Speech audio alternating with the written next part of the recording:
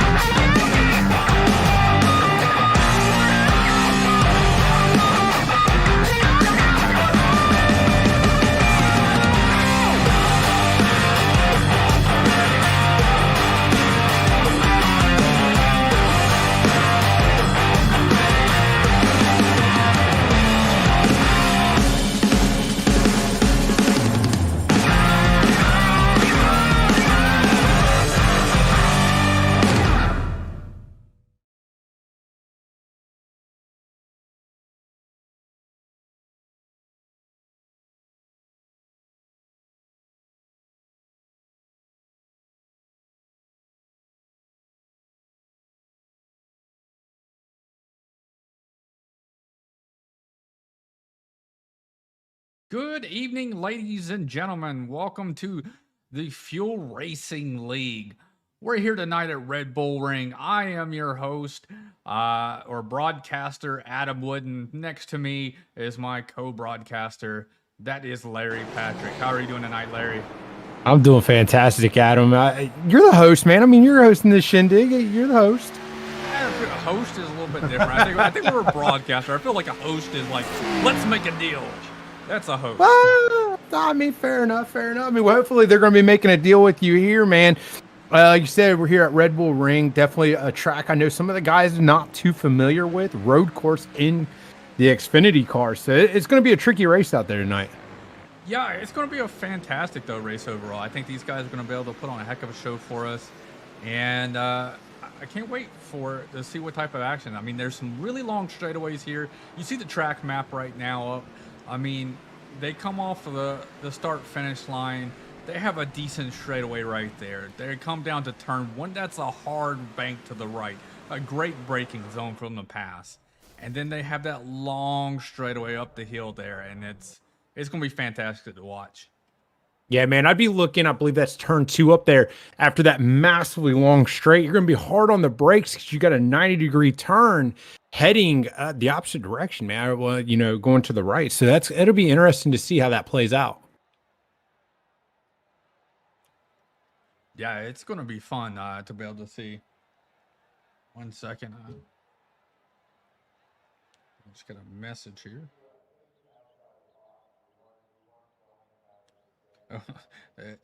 Ed sending me a message here saying the title bar is wrong, and I'm like, whoa, I see it, it's right. But all right, we're back to normal here. So we got Brian Keita here. He's gonna go out. He's not on the track yet. Let's look at Casey Shue. Casey Shue is out there. So they're gonna be a long warm-up lap here. So we're gonna have a little bit of filler time as everybody kind of starts to mosey out there. They got quite a bit of time here left in qualifying. So as you can see, he just made that corner at turn 2 right there. That's going to be a heck of a corner for these guys to make. Yeah, I say that is a long straight. These cars are going to be zooming down that straight there. And then, I mean, you're just going to be hard on the brakes. The key here, you definitely don't want to lock up the brakes too hard. But who's going to be the one that's going to brake the latest? I mean, you can make up a lot of time there. You can lose a lot of time as well. And you can destroy somebody's night there. That's a factual statement. That's a factual statement. I think that's going to be no more evident than when you look at the first lap. I mean, once these guys are all kind of bunched together, it'd be interesting to see how that plays out. Yeah, I think that, after the first corner there, I think they're kind of going to separate themselves. They're going to try to get a single file and not run side by side here. And they got to pick and choose their battles throughout the night. Yeah, absolutely. It's going to be a long race here, especially with the road course. You don't want to, ruin your night in that first corner or even the first lap. I mean, I know it's been a while since I've been back or since I've been gone, but I mean, we have no fast repairs, I believe, in this league. Yep. So this is one of them, times that you want to be kind of conservative. One incident can really ruin your entire night. Yeah, these guys are going to have to be patient. 'Cause most of these people is their first time here tonight. I mean, it's my first time calling a race here from the Red Bull Ring. Stock cars do not come to this course at all. This is an F1 track. This is not a spot where Xfinity, a truck, or a Cup Series car will ever come to. So this is, a unique opportunity for these guys to come out and showcase their road course skills, talents here. So he tackles that hard right-hander right there. Yeah, absolutely. And I'm actually trying to catch one of these guys heading into that corner. I'm interested to see if I'm thinking correctly. They're getting about 150, 160 miles per hour, and they're slowing down to about 30 miles an hour going through that corner. Yeah, it's going to be unbelievable to try to see people be consistent here all night long, and that's what I strive for. When I come to a road course, I'm racing a track. I want to be consistent. I really don't care about the competitors around me. If they're going to do something, I'm gonna let them go. I want to be able to hit my marks every single lap because consistency pays off on long road course races. Oh, absolutely. 100% agree with that there, Adam. And, we're running stock cars here. We're not racing Formula One cars. These cars are not designed to want to go left. So they're even trickier when you get them on these road courses, especially when you try to put the power down coming out of one of these courses. It's just too easy to put a little bit much to power and you spin it around. Yes, let's see. Casey Shoes coming up. He's turning the last corner, coming around to the line. Let's see where he's going to fan out here. He jumps to the second spot. He's at a 138.01. Cameron Hearn right now is in the lead. Ooh, as he gets a little slippery. Let's go over here to John Gravon. Look at that photogenic picture right there of that man. I don't even know how to say where he's from Michigan. Hey, that's Saginaw, Michigan. Saginaw. That'd be Saginaw, Michigan. Yeah, that's a northern type of town right there. Well, that's not my favorite state, but I'll tell you what, we definitely know how to pronounce them up there, and the state just a little bit above mine. As we're watching here, we'll throw some lap times out there. Michael Stroll just came in with a 137.24 to take over second, pushing Casey Shoe down. Hayden Pastoris is he's in fourth right now with a 138.50. So Cameron Hearn there, and Thomas Bresci came in 136.10, but then Justin Morton right after that, 135.88. Right now, the only driver in that 135s. Yeah, Justin came into play. He is at 135.88, whereas the next person, Thomas wasn't that far back compared to the leader before, Cameron Hearn. He put up almost 2 seconds there. Yeah, absolutely. When you really look at it here, your top two guys, they're about, 300th of a second difference, as opposed to once you go back to Cameron Hearn, that's about a full second there with that 136.10 from Bresci, and then Hearn with the 137.17. Yeah, trying to put up these lap times, lap after lap, is going to be difficult for these drivers out there. But this league is filled with some very, very talented people. And I wanted to see if Shane's going to make it. I want to see how well he can do. So I know you probably didn't get to see the full the podcast out there, everybody watching this, but Shane came onto the broadcast or the podcast last Friday night and told us his secret to being very successful in here, and something that Larry's done. They have something in common. They both raced on a controller. Yeah, man. And I can see where that could be, help you out. I'm not going to say that's going to be like the end all be all, but definitely when you're on a controller, you have to be extremely smooth with that little joystick, because just the slightest little movement is going to turn the car kind of extreme. So I guess I can see where you can get some smoothness out of that.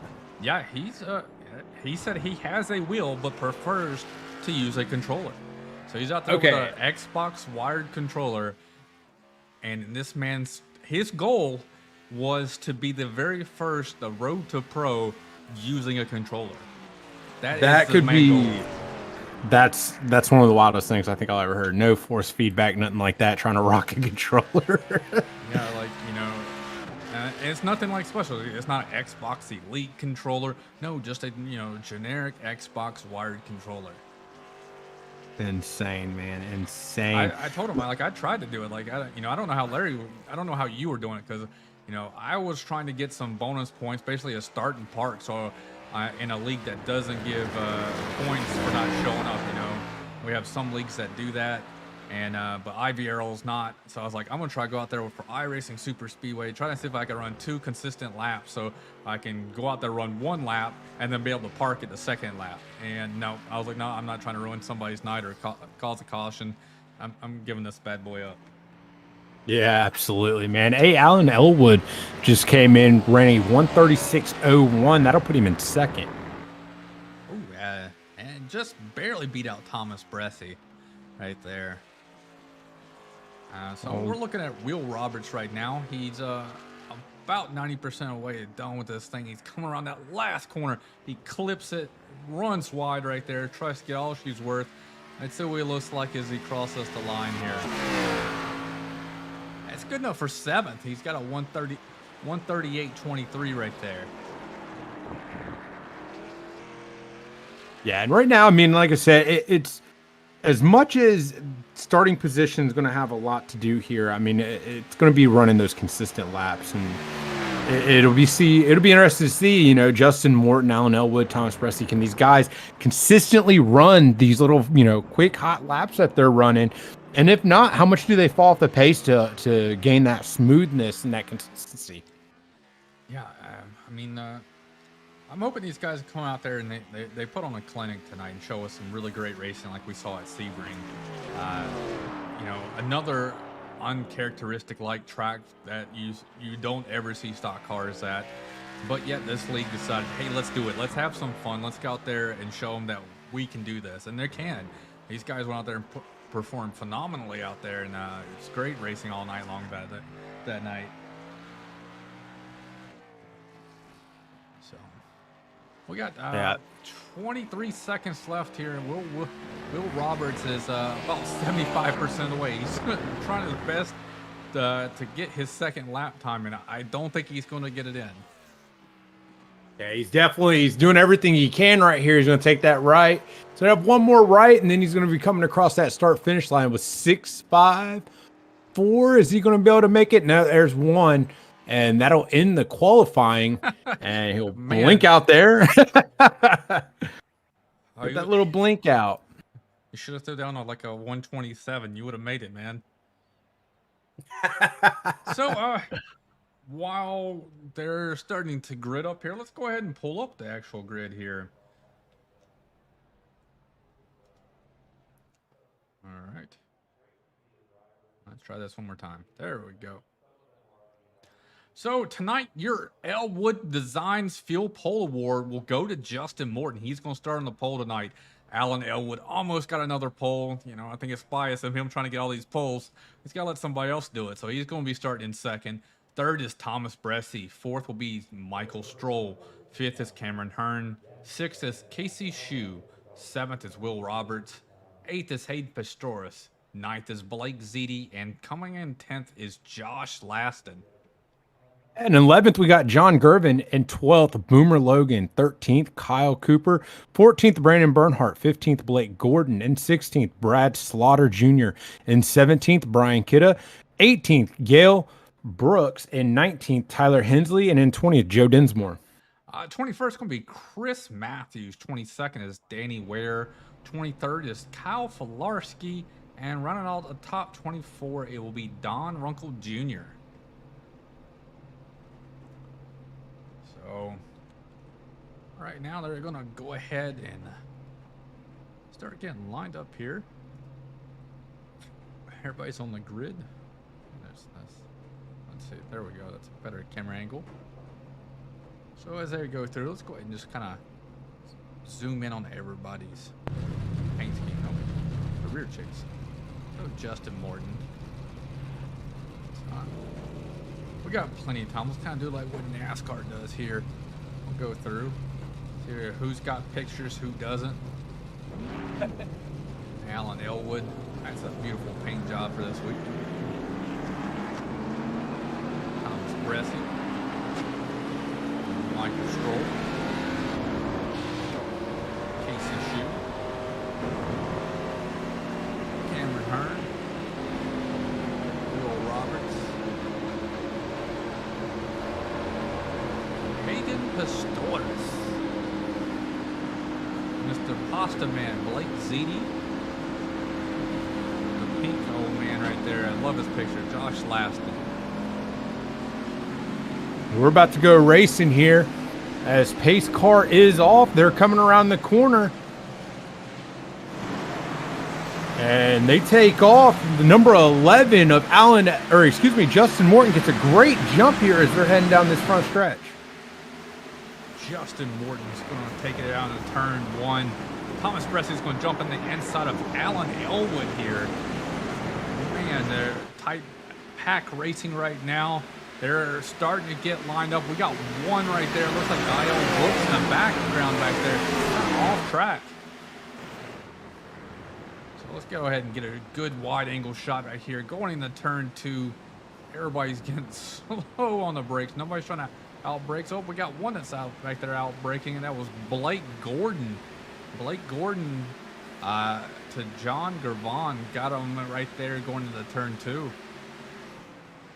Yeah, with Gael Brooks there, what you've seen is they were starting to stack up. I mean, it was them, everybody backing down and going into that first corner, and he almost ran into the back of another driver. So did a little evasive maneuver there, hit the brakes, and kind of swerved off. Yeah, we got Johnny out here. Says Larry's back with a couple of hearts out there. Everybody loves when Larry's here, and he's been away. He's being a family man, had a beautiful kid, and had to take some time to himself, get some family time in, but decided, hey, it's time to come back. He missed the racing here. Yeah, definitely missed the racing, missed, being on the track, missed calling the track races. So good to be back and, happy to see some good racing. Love watching this league. As you stated earlier, partner, there's a lot of really, really good talent out here. So I absolutely love coming out here to watch this league run. Now we got Hayden Pistorius right now. Will Roberts try to outbreak him? Looks like it's Blake Ziti here and Will Roberts. Now Yeah, they're starting to fan out a little bit here. Justin Morton as your leader with Alan Elwood just behind him, and then you got Thomas Bresson in third. Michael Stroll running in fourth with Cameron Hearn in fifth. Look at Blake Gordon. He is making some moves. He's up 7 spots already, just past his Endeavor teammate Blake Ziti there. And it wonders, I mean, he didn't qualify, so he kind of went however the sim kind of, put him into grid there. So up to 8th, he didn't start too far in the back, which is at least good, 15th. And he's setting his sights here on Hayden Pistorius. So it'd be interesting to see if he can make this move that last lap of 144, and Hayden Pistorius ran a 143. Yeah, I mean, right now, Justin Morton's been up there running some killer lap times. He ran his best lap this previous lap of 137.73, so which is about a second faster than most out there on the track. Yeah, absolutely. And you guys got to factor into, Blake running that 144. He's dealing with traffic. So now that he's got a little bit of clean air, we can see what he's going to start running. Again, these guys just kind of settling in. I don't foresee anybody doing anything too risky as we haven't seen yet. And, long race here tonight. So be interesting to see how this plays out.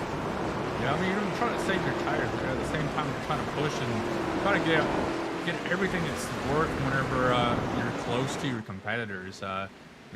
Usually these road courses will go green, or they do go green the whole entire way, and everybody just starts spreading out. So you kind of want to make sure you get people while we're still kind of all bunched up together. Yeah, just taking a look here on my end. John Gervin kind of got out of the groove there, ended up slowing up. Said that he crashed, but no incident there. Taking a look at Danny Ware to see what may have happened to him here on track. And he just runs into the back of another driver there, locks it up, and gets back moving. Maybe a little damage there on the front end of the 19. I got you. Right now, let's see. Another battle we got right now is This is the closest battle that I'm seeing right now on the track is between Michael Stroll and Cameron Hearn here. Hayden Pastorzo is coming in the picture with Blake Gordon. They're having a huge battle right now. And Casey Shue. It's a three-car battle. This is for 6th, 7th, and 8th right now. Right now, you look at Blake ran a 137. He's a little bit faster than Casey Shue and Hayden Pastorzo on that last lap. That'd be interesting to see if these guys pick up that pace. But right now, your leader, man, still running on 136.21. Alan Elwood, 136.41. Thomas Presley, 136.31. So it'd be interesting to see, does anybody have anything for those top three guys? Yeah, they're kind of pulling away, but at the same time running the same lap time. So they're all very consistent, but they don't have anybody really they're chasing too much. I think they're all trying to find their way. As we're watching this battle unfold right now, Casey Shue is under attack right now by Hayden Pastorzo and Blake Gordon. And then that's going to be, what is your nerves like? As a driver, you see these guys all over your back bumper. Can you remain consistent and run your race? As you said earlier, partner, you kind of try to want to race the track and not the guys around you. You're kind of cognizant about them. But if you're in the front guy, you just kind of want to run your line. Yeah, I'm going to go on board with Blake Gordon, kind of let his car tell the tale of what's going on in this racetrack. Casey Shue loses 2 spots there. He's had a threat of losing another one to the number 50 of Blake Ziti.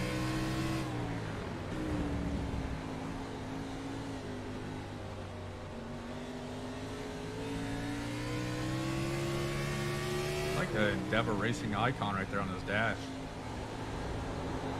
Yeah, that's pretty cool looking. So he's all over the back of the number 9 here. He's going to look towards the inside. He's going to be able to get the run. He looked and then decided not to go into this braking. And that could just be him not wanting to push it too much quite yet. And there you go. The 9 makes a mistake going into the corner, and that's going to open up the door for Blake Gordon. Yeah, these guys are on a thing. Let's see. We got Brad Slaughter Jr. looked to the inside, decided not to on Casey Shue right there in 81. So everybody, they're throwing up little signals here, playing some games, hoping their competitors get a little freaked out here. That's what I would do. Yeah, it's like you said, this takes a lot of concentration. Running a road course like this for this long of a time, it's going to take a lot of concentration, more than anything, to run consistent laps here. So you kind of, again, you don't have to really push too much up on the back end of another car, but just being there and being consistently there can definitely rattle some cages and causes slight mistakes that could open the door for you. Yeah, well, back here, Guile Brooks, Kyle Cooper, and Josh Laston. And then slowly comes up Joe Dinsmore back there. This is for 13th where Guile Brooks is at, and Boomer Logan's right there in the 85. So look at their battle right quick as they go through. Guile Brooks is trying to get his nose in there. Yeah, I mean, he's looking inside, outside. He's trying to find any little advantage that he can get. See his car get just a little squirrely there. Doesn't lose much time as he pulls really on the back of Boomer Logan. He's just going to jump to the inside here of Boomer Logan. Boomer Logan's going to run wide. Guile Brooks is going to pass him cleanly here. It's hard to be in this scenario because, Guile Brooks is trying to put some pressure on Boomer Logan, but the number 73 of Kyle Cooper is waiting for Guile to make a mistake while he's, pressing Boomer. And, if he makes a mistake, there he goes. Kyle Cooper's there waiting for it, So you gotta pick and choose your battles whenever you're trying to pass people here. Yeah, absolutely. That one little mistake by one driver could definitely cause other mistakes from other drivers. See the 73 get loose there. And that right there, I mean, that started Boomer Logan kind of was a late breaker heading into that corner. And then you've seen Josh Laston actually locked up his brakes heading into that corner. And then the 73 guy of Kyle Cooper here, he got a little loose, and that allowed Josh Laston to get around him. Yeah. It's a great battle right here. We got a good 5-car battle. Joe during this battle, everybody side by side trying to go through it. He was able to catch up to the field here. And then going back, there's a Another good battles back here. Let's go back here. We got Danny Ware, Brian Keita, Brandon Bernhardt right here. Brandon Bernhardt's got some damage right there. Somebody got into the back of him. Probably Danny Ware, because Danny Ware's got some really heavy front end damage right there. And he's right behind him. Yeah, it's one of those times I think you kind of put 2 and 2 together and see what happened in that, kind of tells the story. I can't guarantee that, but I mean, we can make the assumption. But, it definitely looked like a little bit of smoke coming off the 50 there, or excuse me, off of, the 50. And it'll be interesting to see, does Danny Ware have any, radiator damage, anything like that to his car that may cause a little overheating issues with his car later on down the line? You know what's weird is, it's the number 19. And every other league that Brandon runs in, that number 19 is his teammate, but not tonight. That number 19 is the one that tore up his back end. That's not a lucky number for him tonight. No, absolutely not. And again, just such a long race, trying to preserve everything that you can. Your leaders, man, Justin Morton, Alan Elwood, Thomas Bresci, they are really just kind of enjoying that clean air out there, running pretty consistent 137s and just keeping that gap. I mean, look, I chose the blimp view here to show you that this man's got nothing but clean air. He runs his line. He has no worries about anybody else. Nobody's pressuring him. He could be the most consistent man on the planet right now. And that's his job and his goal right now is to just hit his marks lap after lap. You can kind of see Alan Elwood kind of come into frame right there, and Thomas Bresci. And I mean, from Thomas Bresci back here, let's look at him coming through.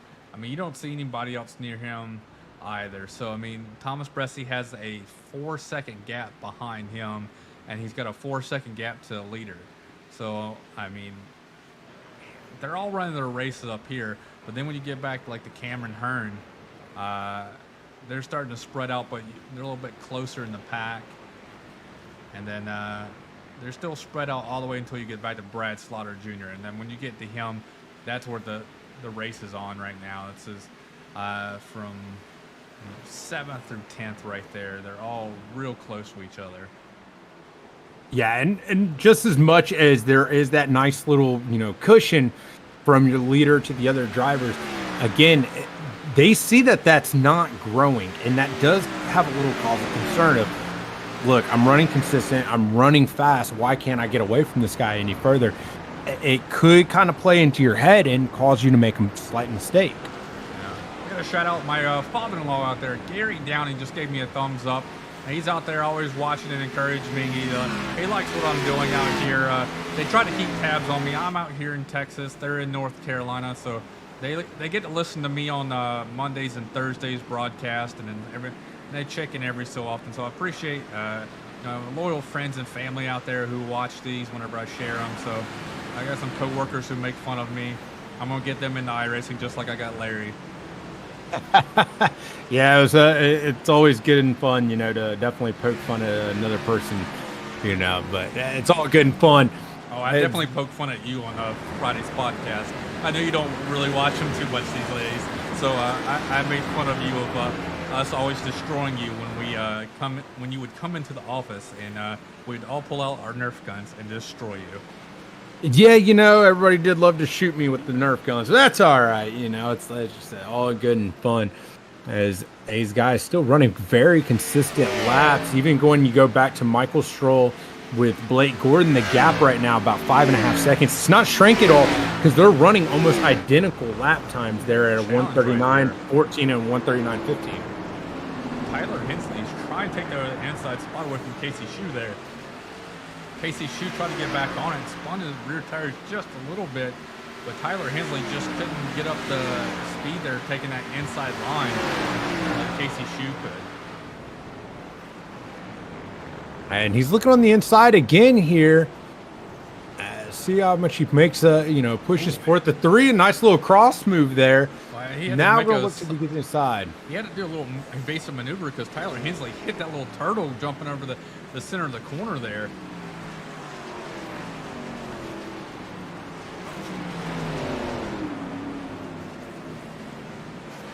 Bit of a brake smoke there, locked him up. Ooh, Will Roberts kind of taps Casey Shue right there. He's hoping to swing wide, probably coming off that corner and trying to do something with Casey Shoe.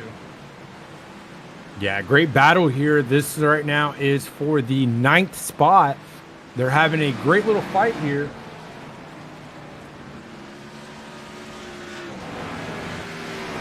Yeah, they're definitely gonna having a great battle right here.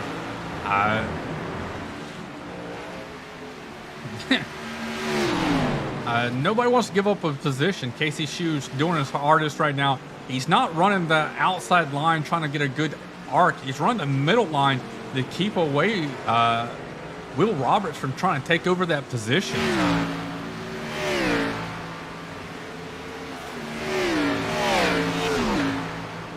Now you see a little bit of a gap between the 3 cars now at this point. But again, how much do they try to outbrake one another? And that'll be something to watch. You see maybe if the 4 here, Casey Shoe tries to outbrake the 44 Tyler Hensley, that could open the door for Will Roberts there. Yeah, they're starting to spread out just a little bit. I think they're like, hey, this is a little bit too close to home right now. Tyler Hensley starting to pull away. Will Roberts is probably catching his breath. All right, now let me regroup here. Let me cool my tires down. Give them a lap and a half or so, and I'll come back and try to make the charge again whenever Casey Shoe's not on the defense or on the offensive, trying to pass Tyler Hensley. I gotta give it out, but these paint schemes are awesome. I love that chrome yellow, neon greenish wheels that just matches paint scheme so perfectly. Yeah, absolutely. And there's a little bit of a battle brewing up here for 14th as Josh Laston starting to put the pressure on the 73 of Kyle Cooper. Yeah, we always see Josh Laston in the AOL series. He always puts on a heck of a show for road courses. He really loves them.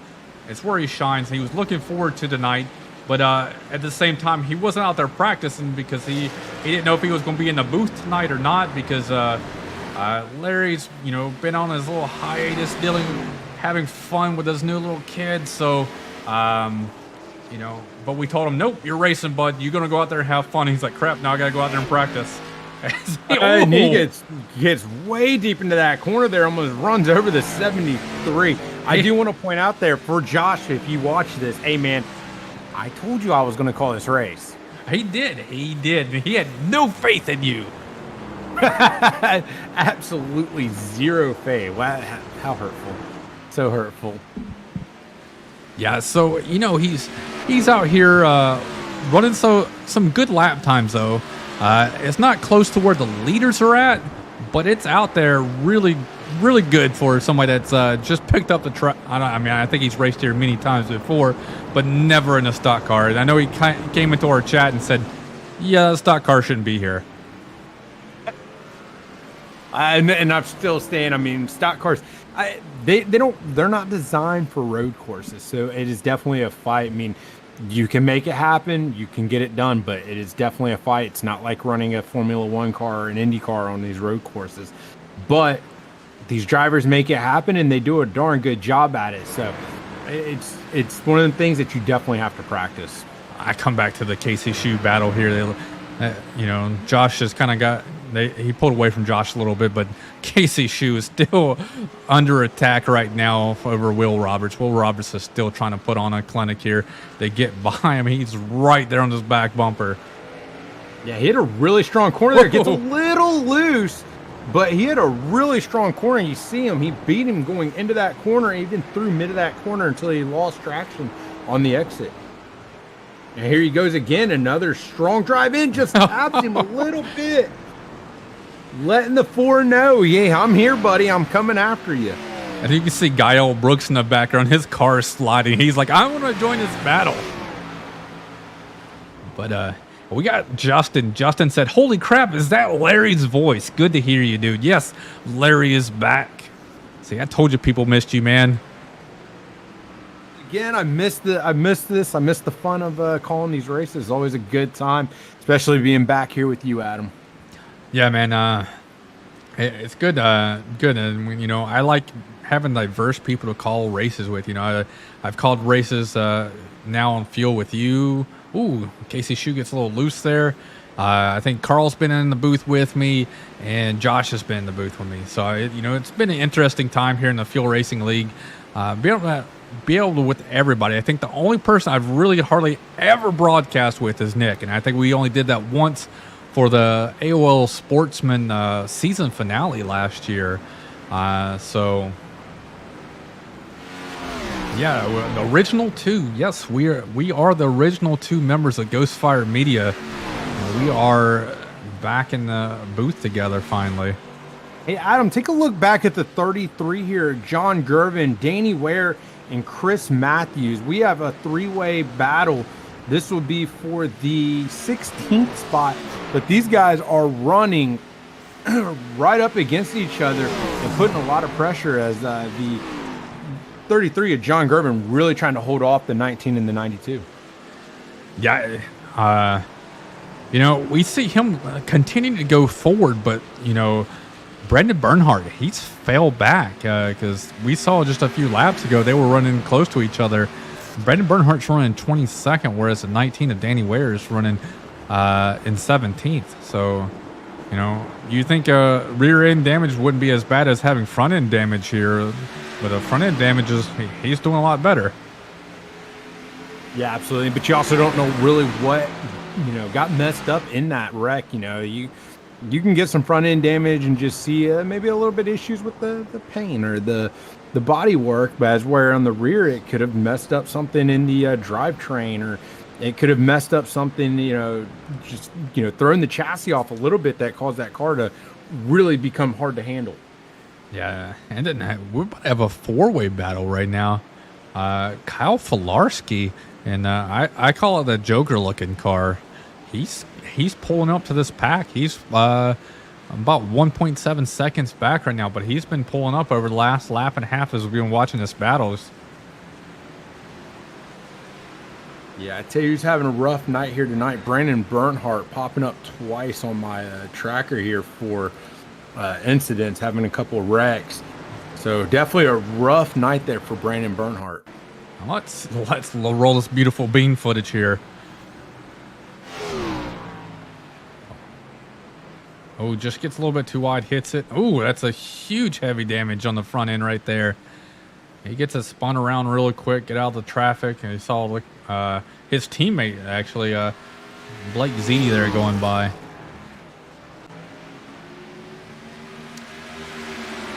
So Danny Ware gets past here while we were gone, and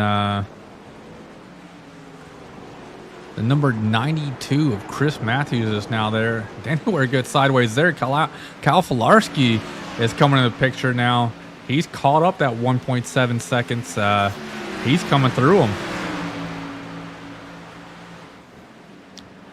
I mean, I think that's, one thing about road courses that you've never raced before. You're hesitant. You're not know how to know where the fast laps are and know exactly where everything's at. But as the race moves on, you see people start moving up like Kyle Filarski's done. He's able to figure out, hey, this is my correct line. This is where I should be braking at. This is where I can make up some time on my competitors. So, as you can see, he was able to gain almost 2 seconds on these guys.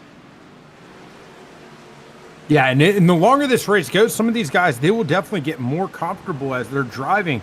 So definitely keep an eye on that, as these guys may pick up a little bit of pace. Now, what I mean by pace, you may not see, the qualifying laps, 135, 136, but they're going to pick up pace as far as for that time of the race. These guys are dropping off already. We see Justin Morton running a 138.51. You got Alan Elwood with a 139.57.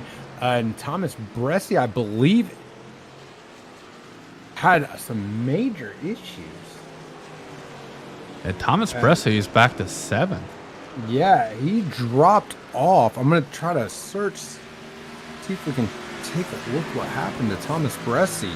We got some people on the pit road right now, too. We got Hayden Pistorius, Casey Shoe, and Boomer Logan. I would definitely have assumed it would be a pit stop, but I'm not seeing that. Let me see if I'm just going to rewind it and see what I can find. Thomas Bresci, yes, he did. He go in the pit. He did a pit stop. Okay. He had a 15 seconds, so he changed all 4 tires. So these guys are starting to pit now, So we're at and we'll see how this all plays out. And we're at 16 laps to go here, folks. These guys are putting on a heck of a race right now.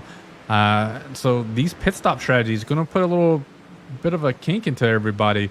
You're going to have some people with a lot faster tires. I mean, right now the leaders are running, 138, 140, while everybody else is running about 141, 142. But with fresh tires, these guys do about 5 seconds faster a lap. And trying to come through older lap tires, you got to be careful. Yeah, absolutely. Your leaders are now coming in. You've got Justin Morton and Alan Elwood in. Blake Gordon's coming in. Looks like Brad Slaughter Jr. is coming in. Michael Stroll, now your new race leader. And Tyler Hensley moving up as he is not pitting. And now Thomas Bressy's starting to pass these guys back. He's around Blake Gordon, around Alan Elwood. And let's see if he can make it around the rest of these guys. That right there would be the undercut for him. I mean, you gotta look at it. Justin Morton pitted it from first. 46-second pit stop time from start to finish, from entering pit stop and leaving pit stop, and he comes out second. Yeah, absolutely. But a lot of these guys were pitting behind me. But the good news for Thomas Bressy, the undercut did work for him, as he was able to get around Alan Elwood. So it'll be interesting to see, can Alan Elwood fight back? These guys were running pretty similar lap times. Can he fight back and catch up to him? Let's try to see that battle then. We got Alan Elwood, Thomas Bressie. This is what it looks like after coming back off of pit road here. They have 4 fresh set of tires apiece, and they're trying to use them all up right now. We got 15 laps to go.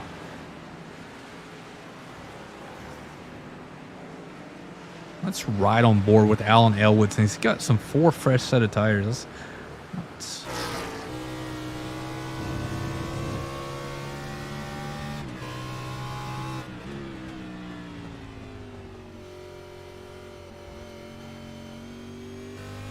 up on the curb, coming around to the last corner, turn 8. It hits it. Now we're on the short stretch here, going past the start finish line.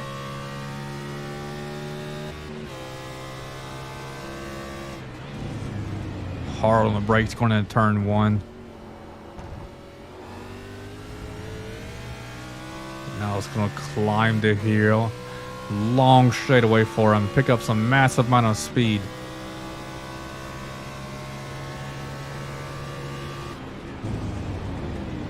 Look how much he's chasing down the 24 there, and that right there, he's trying to outbrake him heading into that corner, but you really got to get checked up heading into that corner. Yeah, he caught up a lot of time in the braking zone, but Bressie was able to roll through the center of the corner and get off the corner a lot smoother than Alan Elwood was able to do, which able to, for him to pull right back away.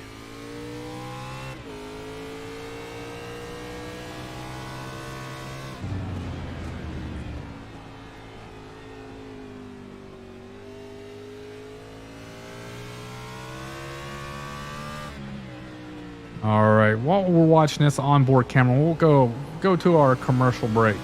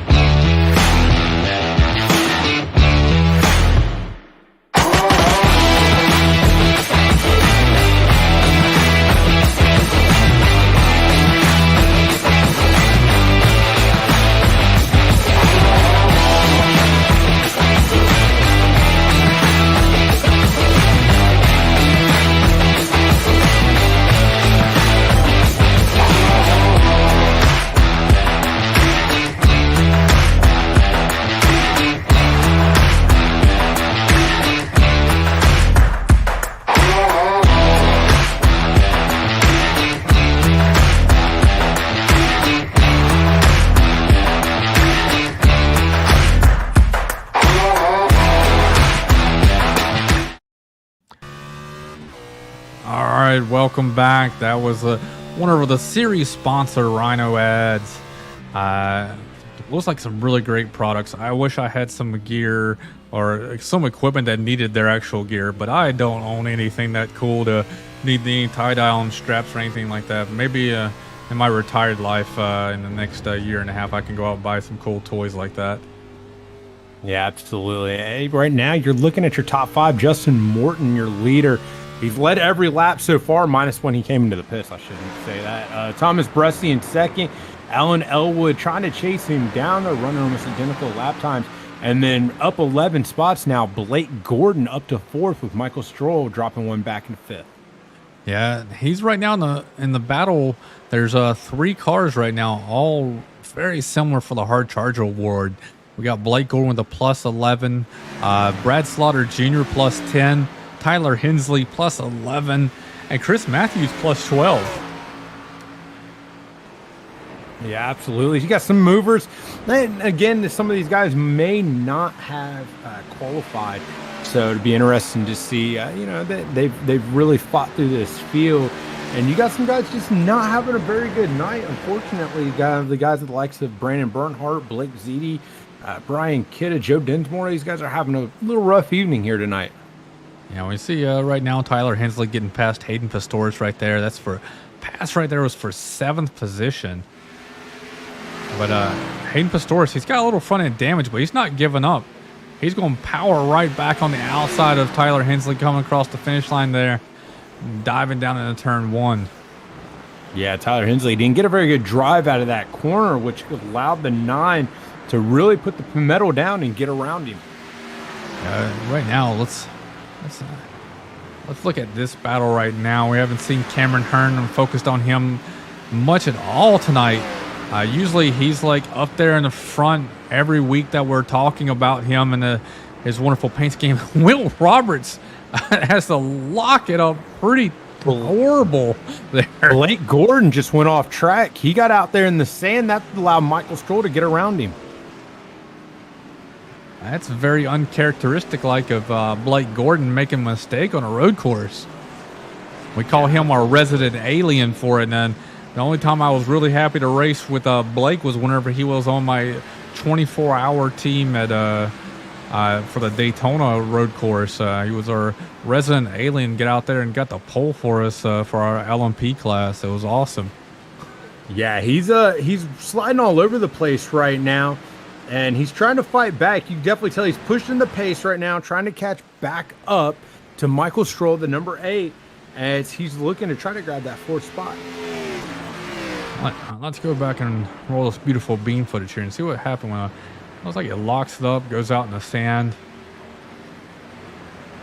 Not too bad. When you get out there, and iRacing really makes the car really slippery once you get out in the sand and get that on your tires. It takes like a good half a lap, it feels like, on a road course for you to kind of wear that sand off your tires. Yeah, absolutely. And it looks like he's starting to get it back together here. He's putting a drive on. He's not lost too much time, about a half a second back from Michael Stroll. So it'll be interesting to see here in these last 11 laps, he can be able to mount a charge and grab that spot back. I mean, this is the only person that's in graphs right now for him to actually gain a spot on right now. You got Alan Elwood and the top 3 are 24 seconds ahead of them. And the next person behind him that he has to really worry about is Brad Slaughter Jr. in 6th, and he's 10 seconds back. So these two are going to be fighting for the rest of the race, I feel. Yeah, absolutely. And we got a battle now starting to heat up there. That'll be for the 2nd spot as Thomas Bresci has his hands full. Alan Elwood now starting to pull up to the rear bumper. And Casey Schu's been a lap down. He's back there. He's not in 4th. He's a lap down right there. He's been great all night. I'm wondering what happened to him that got him a lap down. I'm not 100% sure. We take a look back, see if I can find something. Oh, he must have had a penalty because he's got his last pit stop was 1:31.65. That looks like he was speeding on pit road or something to that effect. Yeah, that'll definitely ruin your night, especially at a road course like this. No cautions to help you out. I mean, they do local cautions, but it doesn't really do a whole lot for you. No, local cautions don't do anything for you on a road course. Once you start the race, that's how you're going to finish it. You hope to stay ahead and be consistent. That's kind of what these top 3 are doing right now. They're being consistent, running similar lap times. That's how they were able to put a 24-second gap over the 4th place. Yeah, absolutely. We got 10 laps to go here at the Red Bull Ring. Justin Morton, again, he's got a 5-second gap on Thomas Bressi and Alan Elwood. So you're definitely going to see Alan Elwood and Thomas Bressi be battling out here for second.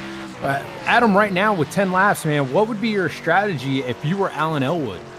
I mean, Alan Elwood's, I mean, he's going to have to keep pushing it. I mean, at some point, though, you have to kind of let your tires kind of cool off and stop giving him somewhat pressure. Let him get comfortable and start wearing his tires out even more, trying to pull away, and then you come back on an attack. I mean, you still got plenty of time. No need to keep pressuring him consistently like this. I mean, but that's another good tactic. You pressure him consistently, and he's got to make a mistake, right?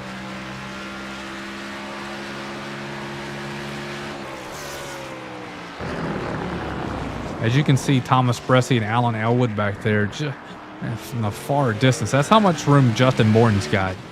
And, you know, he just needs to run his race. Like, he doesn't need to worry about them. He just needs to make sure that he hits his consistent marks for the next 9 laps.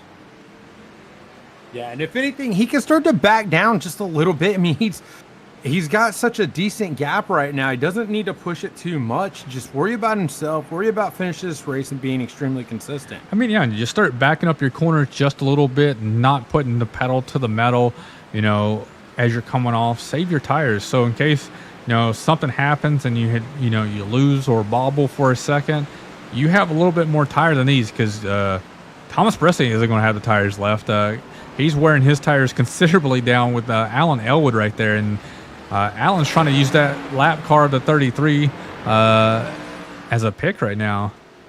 Yeah, I was just about to say the 33 definitely hurting Thomas Bressi's, charge here. And I know Thomas probably had to be getting sick of dealing with them there. You know, lap car, you kind of want him to get out of that race line, get around him, you know, but I mean, he has his right to his spot on the track. And, you know, it's another thing about a new road course that nobody's really gone at. Where's the good passing corner for me as a lap car to get out of your way? Where am I not going to put myself in danger as a lap car to get out of your way? You know, you got to look at it, it's a two-fold thing. Yeah, I'm going to get out of your way, but I'm not going to destroy my car to let you by. I'm going to try to do it safely here whenever I'm able to. Yeah, absolutely. I mean, when you talk about it like that, too, I mean, you got to think that for where he's running, it may not be the exact same spot that Bressi wants. So if he thinks he's getting out of the race line, he may not be. He may be getting into the race line. So, I mean, he has his right to his spot on the track, and definitely trying to just run a consistent line to let these guys get around him. Yeah, Alan Elwood is not giving up. He's sitting there all over his back bumper. We're trying to look for other battles throughout it. I mean, right now, everybody's kind of spread out. You know, there's like a couple people who are about 1.5 seconds off of each other as the next closest battle. So we're going to keep this battle. And whenever I see another good battle when they're within like a couple tenths of each other, I will try to switch to somebody else to try to show a little bit more of the action on the track. Yeah, Michael Stroll is able to pull away a little bit here from Blake Gordon. This leads up to about 1.5 seconds. But as you stated, Alan Elwood, he is all over the back of the 24 of Bressi, and he's putting a hard charge here. You see a great drive getting into that corner. Cal Filarski off. Yeah, and they do the right thing. They kind of gave him room, and now as you see the 24, he's trying to break a little bit of that draft. I mean, the 3 is all over the back of him, or excuse me, the 5. Yeah, he's doing whatever he can. He's got to run a little bit different line, as we see Alan Elwood trying to show his nose, trying to get his fender in right there as they work it up, because he's trying to get to the inside line as they come to the next corner here. He walks it up. He outbroke him. I mean, that at the end of the day is all he just did. But there you go. I mean, because he was on the brakes, locked it up, slid it in that corner. He was unable to get a drive coming out of that corner, and that's going to allow a nice little gap for Thomas Bressi, as the gap now right about 0.5 seconds. Yeah, he was able to roll that outside line and just keep the momentum going, whereas Alan Elwood, locked it up, maybe flat spotted his tire, and couldn't just get that roll off the bottom line there and get back to the accelerator like Thomas was. And Thomas was able to carry the momentum on the outside and keep going and hold on to that second spot. We have 7 laps to go here at the Red Bull Ring. Your leader, Justin Morton, with still a 4.7 second gap. He's definitely slowed down. You can tell he's just kind of coasting towards that win, as his last lap of 140, as opposed to Thomas Bresci and Alan Elwood with those 138s. Yeah, he's still got close to a 5-second gap here. He ran 2 seconds slower. I mean, he's taking, I don't know if he's listened to the broadcast here, but he's taking our advice of kind of backing it down, saving your tires, being consistent. Or at least as soon as you say that, he runs a 138.5. Yeah. Well, maybe he's not. Maybe he just had a bad lap. He missed a corner. I don't know. That's what I would be doing. I would be, I'd back off. I would lose maybe half a second a lap or so to these guys, trying to ensure that my tires are going to be fresher than theirs in case something happens. Absolutely. And we are down to 6 laps as the 24 and the 5 dealing with lap traffic once again. Car gets out of the way. That's going to allow them to keep on rolling. The 5 there, he was definitely looking to try to get a drive out of that corner to get there on the inside again. Yeah, he got a good little launch out there, but that outside line that Thomas Bresci's running off that corner, it just gives him so much more momentum as compared to the lower line that Elwood's running right now. As I look back a little bit further here, 4th and 5th, Michael Stroll, he's starting to get his hands full. The 13 of Blake Gordon, he's trying to mount a charge and see if he can put a little pressure here on the number 8. Yeah, we got this battle right here, and Guile Brooks back here. This is the next one right here.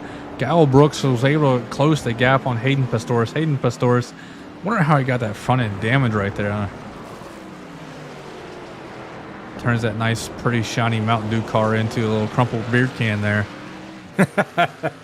Or Mountain Dew can.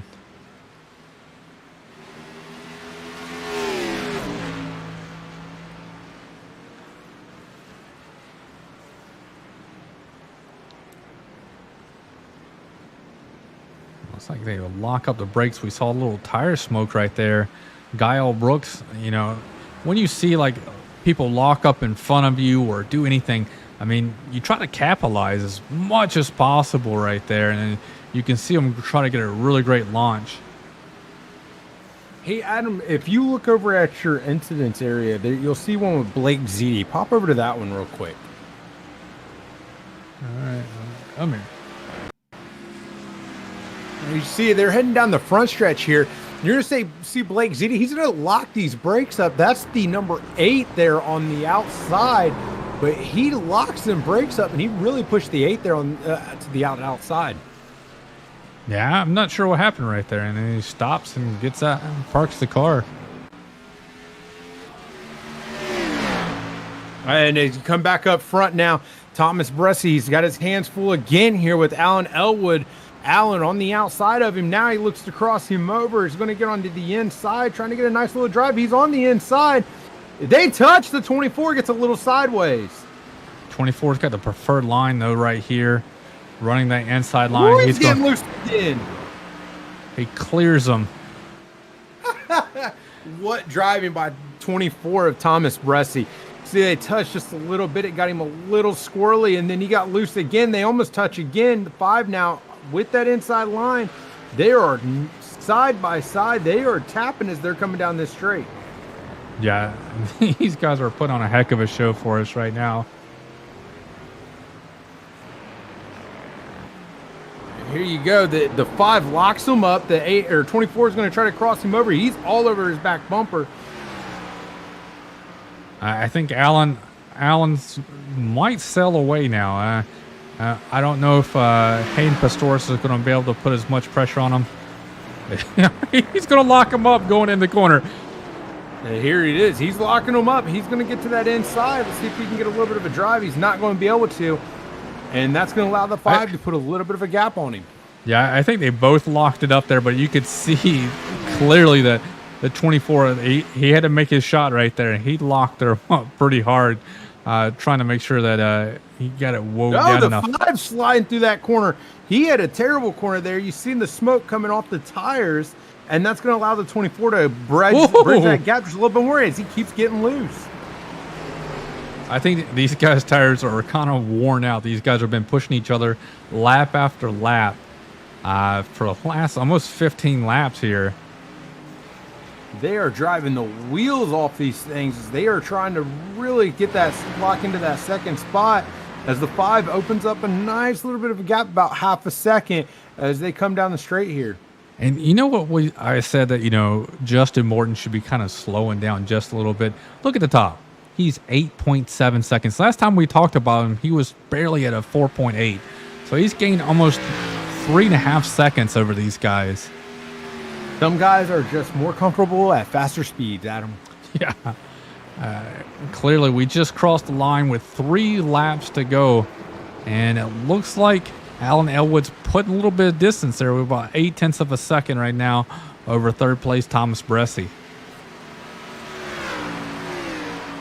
Yeah, he's opened up just a little bit of a gap, and you come back even further. Michael Stroll, he's got a nice little gap here on Blake Gordon. Brad Slaughter sitting nicely there in the 6th position, as well as Tyler Hensley. As Cameron Hearn, he's not too far off of him, but the gap right now back to him is about 2 seconds. I'm looking at the Gael Brooks and Hayden Pastoris. They're still battling. Gael Brooks still has not gotten past Hayden Pastoris. I mean, they're all wiggling. They're all fighting as they're coming across the line with 2 laps to go now. And there you go. The 77, or excuse me, 71 really tried to get a nice drive going in underneath the 9, but again, locking up those brakes, you're not getting those drives coming out, and there's some pretty big stretches, long stretches here. This is being one of them, and that gap really opened up over a second. Yeah, I feel like you're going to have to kind of roll that corner to try to get a better run down through this section. I think this is where you want to outbrake them as they go into turn 2 instead of turn 1. So let's see. We got Calvin Filarski.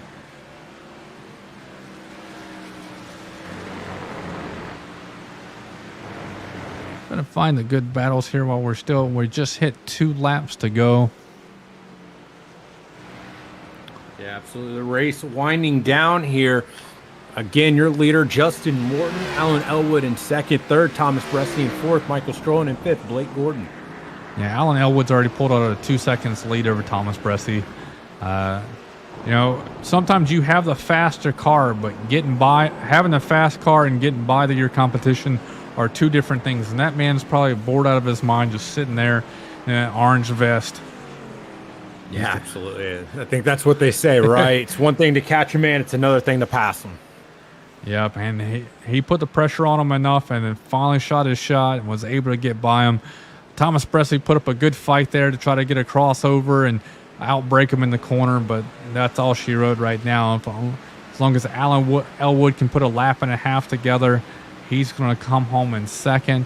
As of right now, Justin Morton, he's 8 seconds out still, just sailing away.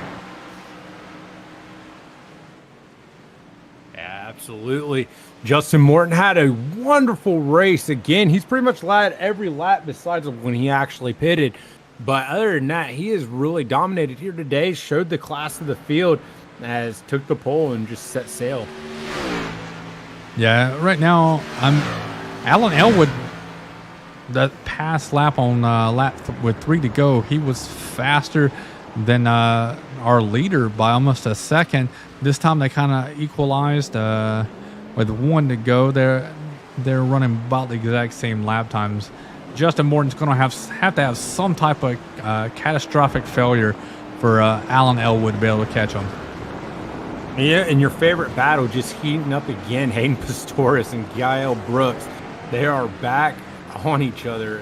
Right now, Gael Brooks has closed that gap. The gap right now, 0.25, as he is going to try to make one last, little charge here on the last lap.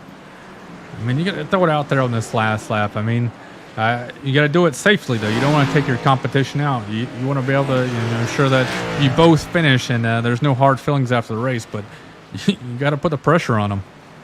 Yeah, absolutely. Nothing worse than if you right now just raced well over an hour and lose it there on the last lap. These guys now heading into their final lap, grabbing the white flag as we're taking a look here at the number 11, Justin Morton.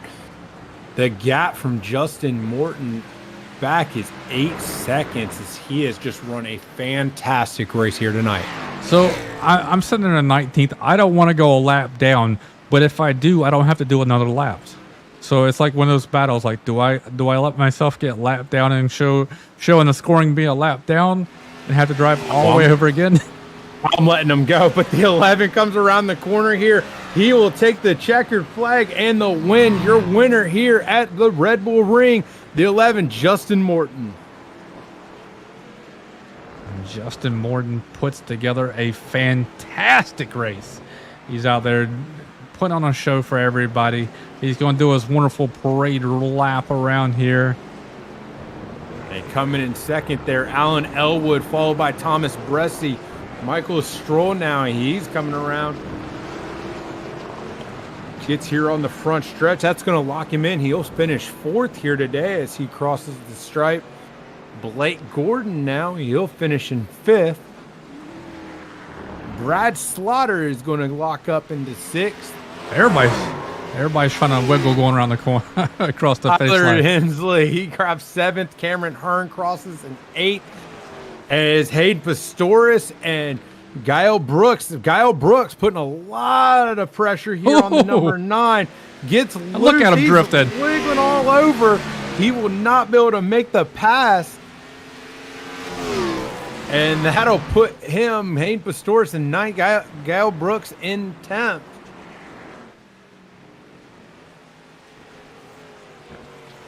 Will Roberts riding all over that curb. What a race here at the Red Bull Ring. Will Roberts now, he'll cross the stripe. That'll give him 11th. Josh Lassen will take 12th as he comes across stripe. Not a bad for a guy who didn't practice. Danny Ware taking 13th. Boomer Logan. All right, we got our leader running around. Looks like I think everybody did. Let's go ahead and pull up the results as the leader makes his way around.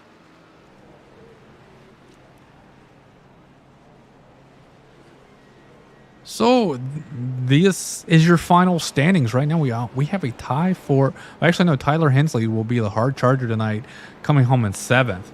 As you can see in the background, Justin Morton's your winner. He's out there doing his victory burnouts. Alan Elwood comes in 2nd. 3rd is Thomas Bresci.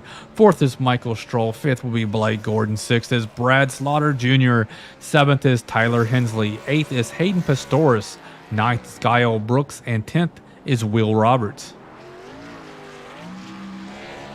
Mine is not showing that. In 11th, Cameron Hearn. 12th, Josh Lassen. And 13th, Danny Ware. 14th, Boomer Logan. 15th, Joe Dinsmore. In 16th, Casey Shue. 17th, John Gervin. And 18th, Calvin Flarsky. And 19th, Kyle Cooper. And in 20th, Chris Matthews. 21st would be Brian Kita. 22nd would be Brandon Bernhardt. 23rd is Blake Ziti. And 24th will be Don Runkle Jr. He is burning it down.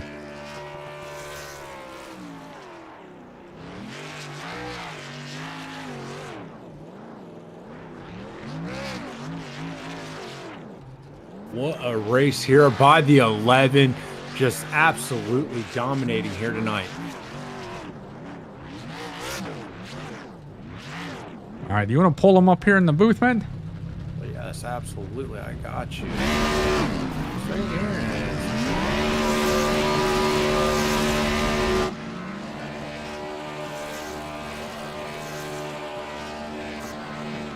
Hey, Justin, it's Larry and Adam in the booth, man. You got a copy?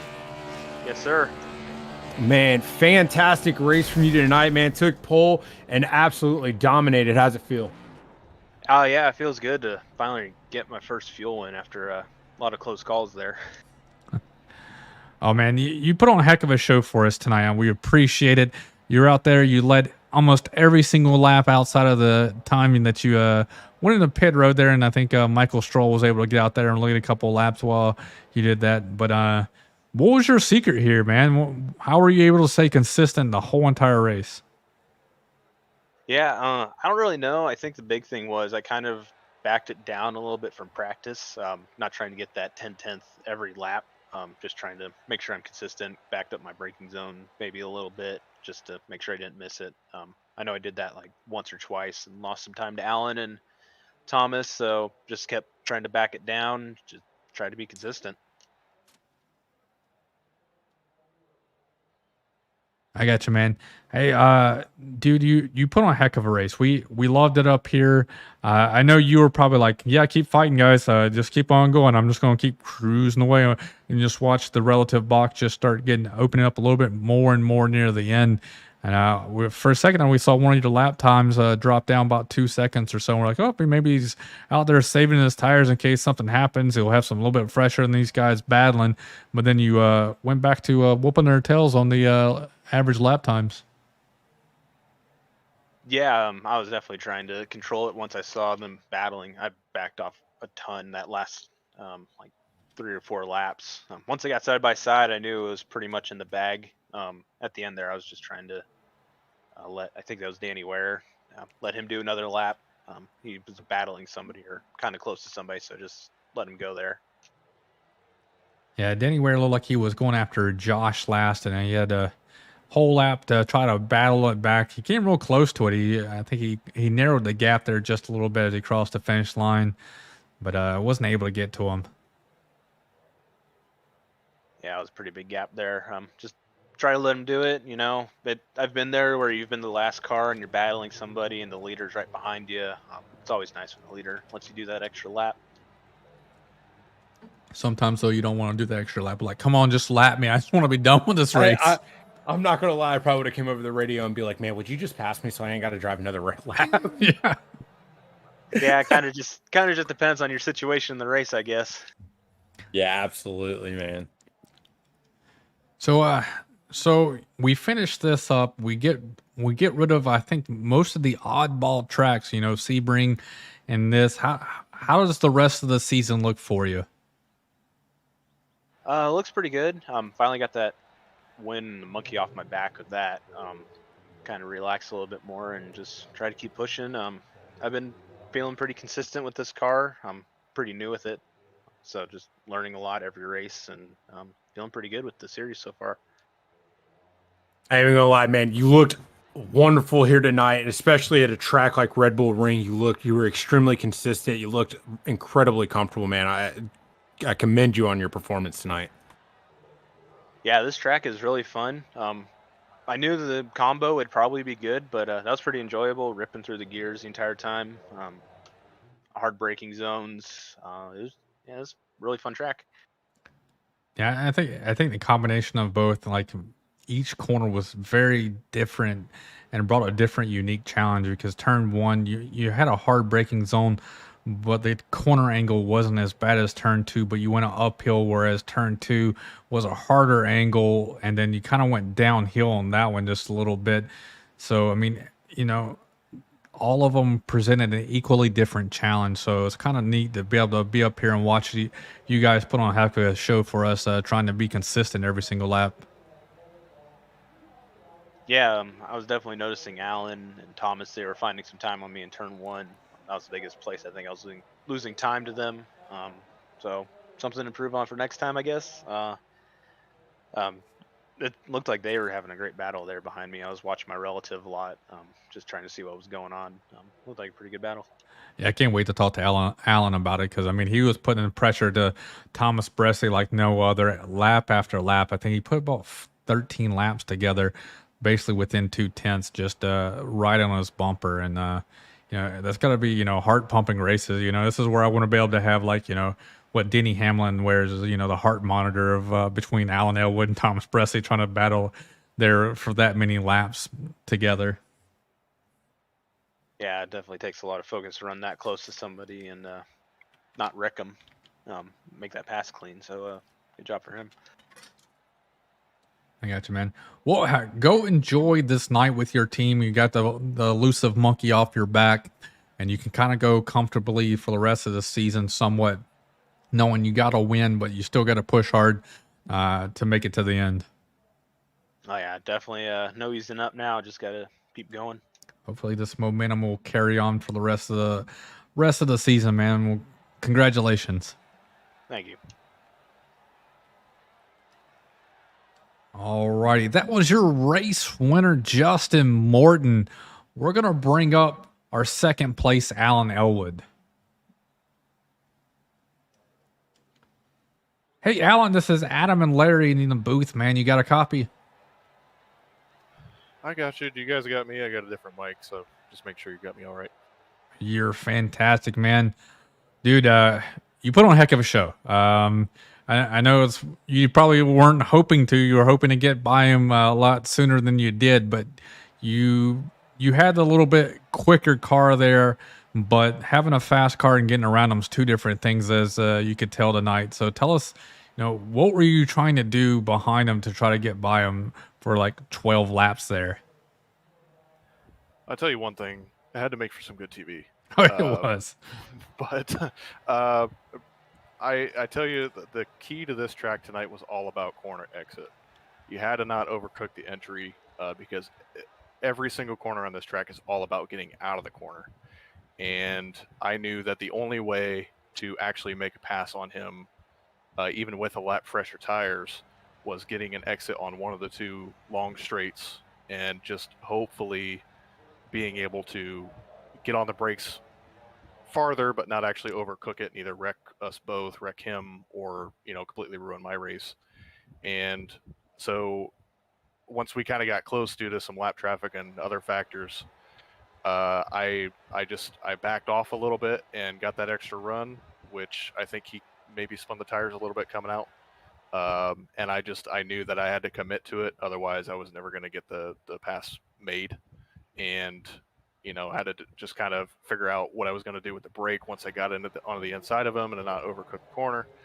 But after a good hard couple laps, finally got the job done. And I mean, that's such a good feeling when you're able to make a pass like that and, not wreck each other and keep on going. Yeah, man, it was a lot of close racing out there. You guys looked absolutely strong. I mean, the top three, you guys all ran pretty consistent and close lap times, man. What would it have taken for you guys to, be up there a little closer to Justin there at the end? Oh man, I don't know. I never knew he had that much pace on road courses, and like seeing him at Sebring this year, I knew he had some pace. He was up there in the front. But I didn't know that he had that much pace on a road course, and he just completely surprised me. But, I mean, kudos to him for driving a clean race and running his line pretty much every lap. I don't know that there's really anything differently that I could have done per se. Lap traffic, again, was kind of a factor. I thought that we were kind of catching him, but, again, he was getting caught up too. So you do have, it goes both ways. You both have to get around that. And maybe if we'd have pitted a lap or two later and had a little bit fresher tires, pace might have paid off. But I'm telling you, he was just quick tonight, and I don't know there's anything I could have done differently. Absolutely, man. Dude, what did you think once you finally got past him and he's like pulled out, going down that back stretch there, going into turn 2, and almost side by side there, you're like, please don't hit me, please don't hit me, please don't hit me. Well, I trust him under braking. I mean, he's one of those guys that, like on road courses especially, I mean, you guys know firsthand that he is one of the front runners, and rightfully so. He drives a great race, and he's really smooth, doesn't make too many mistakes. So when he does, you have to capitalize. But I trusted him. Like I hope he trusted me when we were side by side, that we weren't going to wreck each other. And you just have to focus on, especially coming out of turn 2 right there. You got to get a run with first gear, because second gear's just too slow coming out of the hole. So you got to hope that when you're in first gear that you don't, just completely spin the car out trying to get that run on the outside. And once I finally got past that corner, I felt pretty good about the rest of the way. And we saw as it was leading up to that corner itself, and it was like, all right, what's he gonna do? He jumps down, and I just saw the front right tire just lock up and slide as he goes into turn 2. I was like, this is gonna be a tight corner. I don't know if he's gonna be able to rotate his car there because of locking up his brakes, but he was able to let go of the brakes, and the car rotated. I mean, he didn't get the launch, of course, but the same thing happened to you quite a few laps in a row, where you had the inside line coming into turn 2, but the outside line prevailed. Yeah, there was a couple times for sure where I locked them up and I said some curse words along the way, like just hoping that I didn't wreck us both, because that's not ever what you want to have happen. And you want to make a pass clean. We had a little bit door bumping, but I think we both appreciate that, and it's close racing for a podium finish. So I think tonight was an awesome race and really enjoyed the track. I'm not sure how many people tonight enjoyed it, but I, for one, thought it was a great track for stock cars, and hopefully maybe we'll go back in the future. I got you, man. Well, hey, man, congratulations. You started second and you finished second. So you don't get the hard charger award. You don't get your pole award. You just get to come home in second with a really great points night. Yeah, we'll take that and move on to the next race. I even forget where we're going next, but we'll take that and move on to the next one, and give a shout out to my boys in VRA tonight for running their races pretty much spotless for the most part, and coming home with good finishes. So we'll see what the next race holds. All right, man. We'll appreciate you. You have a good night. We'll see you out on the track next week. Thanks, guys. All righty, man, Larry. Let's pull up Thomas and see what he has to say about coming home in third. Is he disappointed, or like, hey, this is where I should be?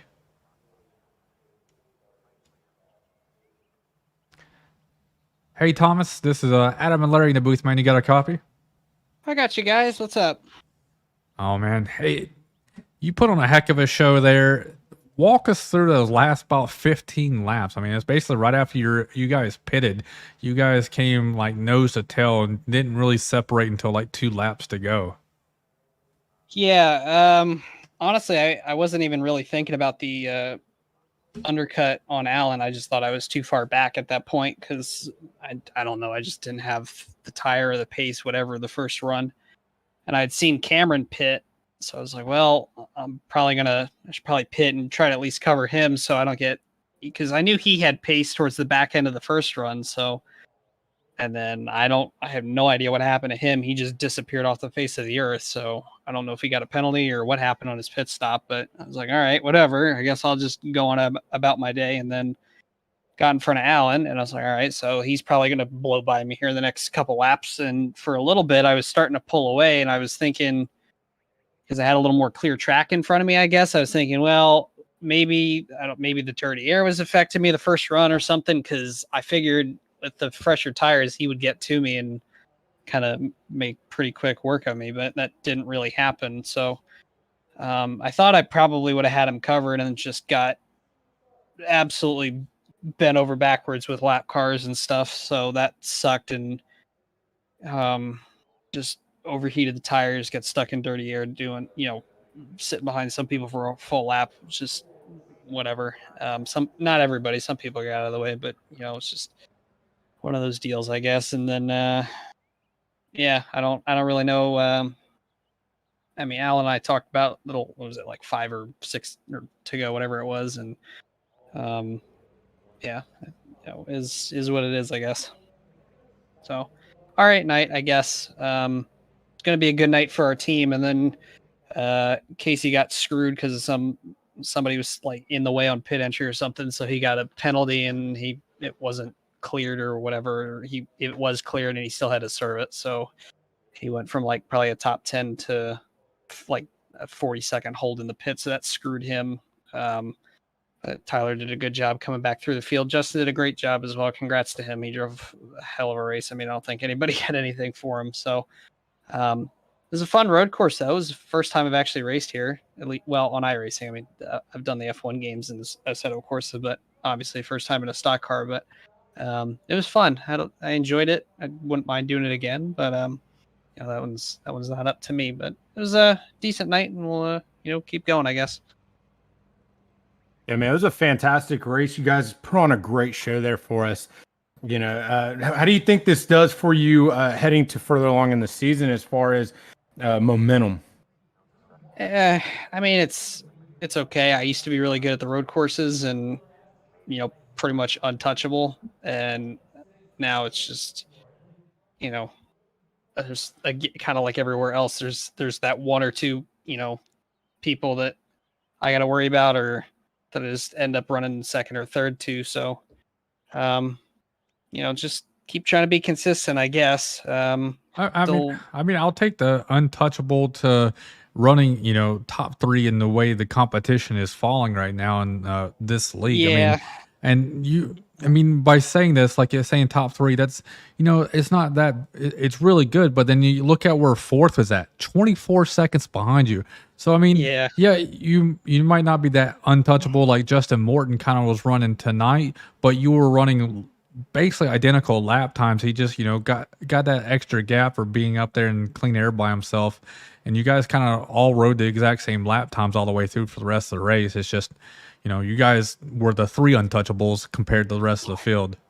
Yeah. I mean, it's, I'm sure I'm obviously happy to still get a top 3, but it's frustrating when, those always used to be the road courses used to be the places I could really count on to kind of make up for not winning on the ovals. And now I can't really win that much on either. So it's just, who am I running second or third to this week? So that's just the frustrating part. I just, it's frustrating. Not you want to run well, but you're still here to win races at the same time. And I don't click them off as much as I probably used to or whatever. So that's the frustrating part. I kind of had tonight circled. I really thought, I might kind of be able to kind of get back to the old me on the road courses. It wasn't the case, unfortunately. But yeah, I mean, you're right. Still a good result. Can't be too mad. So I mean, wins are awesome. You've been out there like colleague racing and trophy hunting, but at the same time, when you're trying to win a championship at the end of the year, consistency pays off, and having these wonderful races like this where your pace was on point all night long, and you guys put on a clinic for the rest of the field, and it really pays dividends at the end of the day that you put together a very consistent race, and your closest competitor behind you was 24 seconds back. Yeah, I mean, that's obviously it's always good to be consistent. That's the important part, but to be honest, I'd rather win races than get championships. I mean, I won the championship last year and I had 1 win, and the race that I won was a plate track and I led 2 laps. And, that's great and all, but I got to hear it from people at the end of the year. Oh, he didn't really earn it. He he didn't win that many races. So, it'd be nice to just kind of, oh, I got you. Solidify it, Yeah, but is what it is. We do what we can and go back to Talladega next week. So maybe we'll see if I can redo last year and pick up a dub or something. Well, too bad that you guys didn't pick Talladega this week, because coming up this week, tomorrow night's Talladega. Wednesday night is iRacing Super Speedway. Thursday night in the TNT series is Talladega, and on Sunday is Talladega. But I mean, if you would say it, we're going to continue on till Monday next week will be Dega. So I mean, it's a continuation, I could say, but it goes into a brand new week, in my opinion, somewhat. But hey, it's consistently all the way through. We're doing it's Super Speedway week. There you go. It'll be a good time. All right, man. Hey, man, we'll wish you luck for the rest of the season. Maybe you'll go out there and pick a new win, another win next week. At a super speedway, man. I mean, it's anybody's race on those. But I mean, it also takes talent of knowing how to work the aero packages to get yourself in that right spot to be able to make that, to lead those last 2 laps. It might sound difficult, very easy to get yourself there, but it's not. You got to be able to work with people or work against people and get yourself put in that spot. And Talladega is good enough, and this league is very talented enough to be able to run that track 3 wide.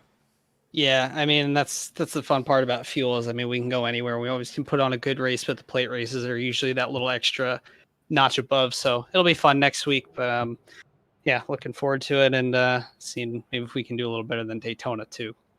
All right, man. Well, hey, can't wait to see you on track next week, man. Yep. Thanks a lot. We'll catch you next week. All right. All right. Well, that's going to do it for us tonight, ladies and gentlemen. Fuel put on a heck of a show here. Not many people will come out here to run at the Red Bull Ring. And this league will. This league will come out here and put on a heck of a show. As you saw, we saw battles all night long here. And we're happy to cover it for these guys at Ghost Fire Media. And if you like what you saw tonight, come out tomorrow night. We'll have Nick and Randy broadcasting the IVRL Butt Kicker Series. We'll be at Talladega. Wednesday night, Carl Henderson will be on the horn. He will be out here broadcasting the AOLL Sportsman Series from iRacing Super Speedway. Then Thursday night, I'll be back up here with Randy Pepper. We'll be broadcasting from Talladega as well and the AOLL TNT Series. And then Friday night, we'll be podcast talking about all the wonderful things that we saw here tonight and this past week. And then Saturday night we'll be off, and then Sunday we'll be back in action at Talladega Super Speedway. So we're going to spend a lot of time this week at Super Speedway racing. If you like to go out and see those type of action, we have all the action that you could want for Super Speedways this week. So come out and see us, subscribe, like us on YouTube, Facebook, and Twitch. We really appreciate it. You know, hit the little horn every time we go live. You guys get notified. So but from all of us here at Ghostfire Media, we appreciate you guys coming out every night, commenting and watching us and supporting your favorite drivers, your friends, and your family. You know, it's wonderful to see that out there, and we wish you come back next time. From all of us at Ghostfire Media, have a wonderful night. Thank you for watching iRacing on the Ghostfire Media Network.